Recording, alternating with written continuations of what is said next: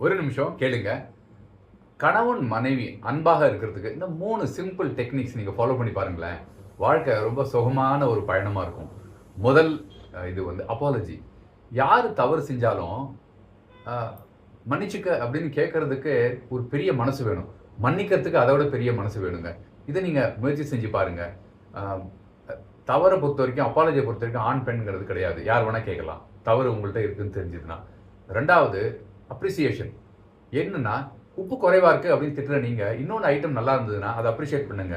அதே மாரி மனைவிமார்கள் கணவன் ஏதாவது சாமான் வாங்கிட்டு வந்தாருன்னா வீட்ல, ஒரு 10 அனுப்புறீங்க. 8 நல்லா இருக்கு, 2 சரியில்ல. அந்த 2 வச்சு 2 மட்டும் சொல்லி குட்டிக்கிட்டே இருக்காதீங்க. 8 நல்லா வாங்கிட்டு வந்திருக்கேன்னு அப்ரிஷியேட் பண்ணுங்க. 3வது பொறுப்பு, ரெஸ்பான்சிபிலிட்டி. நீங்க உங்க அம்மா வீட்டுக்கு போறீங்கன்னா, 2 நாள் எக்ஸ்ட்ரா தங்குனீங்கன்னா, என் கணவர் என்ன செய்வார்ன்னு நீங்க மனசுல ஃபீல் பண்ணணும். அதே மாரி கணவன்மார்கள் வீடு குப்பையா இருந்ததுன்னா, இது என்னோட வீடு தானே நானும் சுத்தம் பண்ணலாமேன்னு நீங்க பார்ட்டிசிபேட் பண்ணணும். இந்த 3யும் நீங்க பண்ணீங்கன்னா வாழ்க்கை சுகமா இருக்கும். ட்ரை பண்ணி பாருங்க. பாய்.